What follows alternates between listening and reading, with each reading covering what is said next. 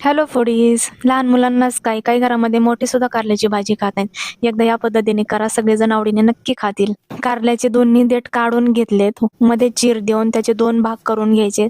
त्यानंतर त्यामधलं बी काढून घ्यायचे आणि त्याचे एक पातळ काप करायचे. अजून एकदा काप करायचे म्हणजे अजून थोडेसे बारीक तुकडे होतील.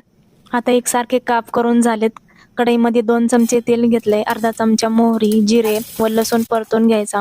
कापलेला कांदा पण परतून घ्यायचा व थोडे मीठ टाकायचे म्हणजे कांदा लवकर परतून होईल. कांदा थोडासा गुलाबी झाल्यावर त्यामध्ये कापलेले कारल्याचे काप टाकायचे आणि थोडंसं परतून घ्यायचंय. थोडंसं परतून झाल्यावर त्यामध्ये लाल तिखट, थोडीशी हळद, मीठ टाकून अजून थोडंसं परतून घ्यायचे आणि त्याला थोडीशी वाफ येऊ देण्यासाठी 1 ते 2 मिनिट झाकण ठेवायचे. त्यानंतर शेंगदाण्याचा कूट टाकायचा आहे, थोडंसं लिंबू पिळायचे आणि मग झाकण ठेवायचे. लिंबू पिळून झाल्यावर थोडंसं परतून घेऊन 1 ते 2 मिनिट झाकण ठेवायचे म्हणजे आपलं कारलं कडू होणार नाही. तर आजची ही चटपटीत कारल्याची रेसिपी कशी झाली मला नक्की कमेंट करून सांगा आणि